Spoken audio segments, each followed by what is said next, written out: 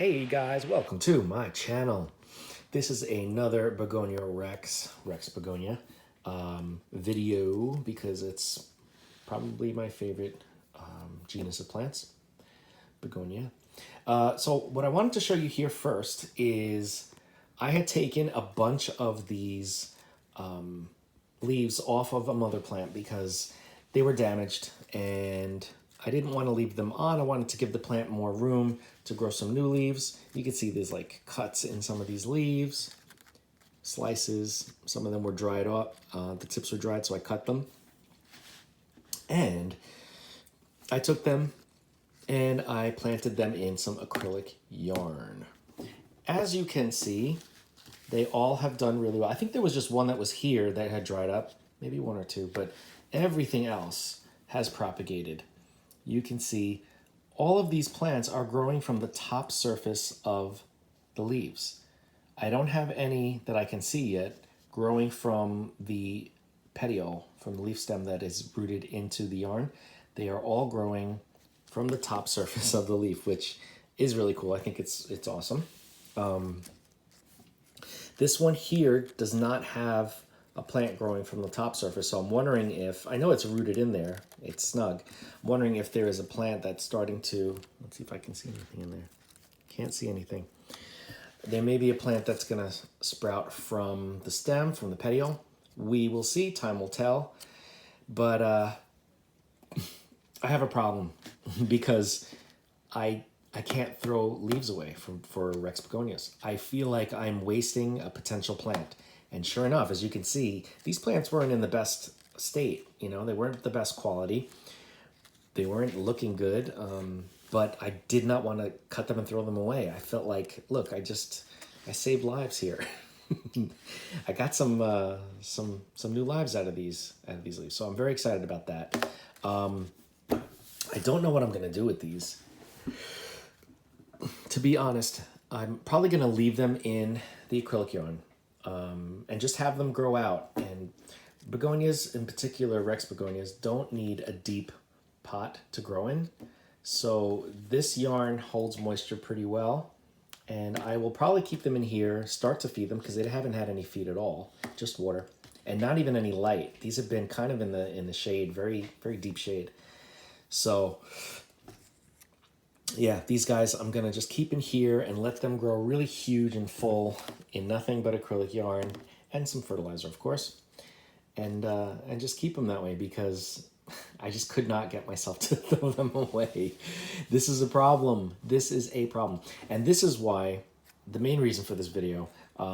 This is why I've had to take a lot of my propagations, mostly my water props, and transfer. I've been transferring them now because because I have so many duplicates of a lot of my plants that I propagated through the experimentation, mostly for you guys. It's all because of you. I'm just kidding. Because I wanted to, do my experimentation and do my videos. So a lot of the water props that I've done, I'm now moving into a different medium so that I can sell these plants off. And two of them that I'm going to show you right now are these guys. This is a leaf propagation I did in water of salsa, and this is a humidglaphlin that I did in water propagation as well. So what I'm doing is I'm taking the water props. There's the mother leaf right there, that big leaf. That's mama right there, and this is the baby that grew. And I take it straight out of the water vessel that I had it in, and I stick it in some dampened sphagnum moss. That's all there is to it. And the reason why I wanted to do this video is because you can see that there has been no wilting. There has been no shock. It's almost like they just continued on like nothing happened. These leaves are perfectly fine. Nothing has shown any sign of distress or dehydration, nothing. So my preferred growth method, aside from the acrylic yarn, because that's number one for me, and water culture, because I have a lot of success growing the propagations continuously in water culture. They just thrive, they do well, they grow, they don't show any ill effects. The other method that I use and that I would even recommend is sphagnum moss. Now, I've transferred some things to soil before, peat-based soil. I just don't like it. They don't do well. I transferred to perlite. I don't like it. They don't always do well. I'd say more times than not, I have issues growing plants that I've either propagated or transferred to soil or perlite, as far as Rex Begonias are concerned, in particular. I don't like doing it. I don't like all the effort that goes into it and time to then put them into those mediums and then watch them decline in front of my eyes. I'm very unhappy. So my recommendation, it's just mine. If you want to grow your Rex Begonias, whether you propagate them in water or not, or if you propagate them in yarn, you can keep them in yarn. I have mine for well over a year now. I have a couple that have been in yarn for over a year, and they're doing just fine, and they're really getting more and more lush now. If you don't want to keep them there, this is your other option. As far as I'm concerned, my opinion only my opinion. That's my disclaimer. If you're not going to keep them in water culture, if you're not going to keep them in the acrylic yarn, I say either propagate them directly in sphagnum moss or grow them long-term in sphagnum moss. It's the easiest for me. It's the lesser of the evils when you're going to put sphagnum against perlite against traditional soils. That's my 2 cents. I do have a Rex Begonia that I had taken and put into perlite, but it wasn't a propagation of mine. It was a plant in a plug that has soil in the plug. I did not remove the soil, and I just stuck the plant in the perlite. That one's doing fine. So figure that one out. But anyway, this is my new thing for shipping and for selling off my propagations.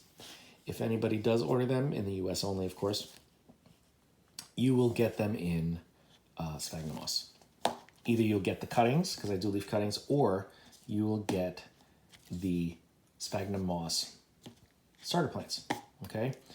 So if you have any questions on how I continue to grow my Rex Begonia in sphagnum moss, just reach out. It's fairly easy. I'm not gonna say foolproof, but fairly easy. If you have any questions on how I propagate or long-term grow my Rex Begonias in acrylic yarn, you can either leave a comment or you can just check any of my other videos, because most of my videos are about that, if you have not been watching. If you have any questions on how I grow my Rex Begonias from propagation to long-term growing in water culture, full water culture, leave a comment and we can discuss, or you can check out some of my other videos as well, because I do have some videos on full water culture for Rex Begonia growing. Don't forget, if you have not, to like, comment, share, and subscribe. Hit that bell if you want to be notified, and I will see you in the very next video. Look at how pretty.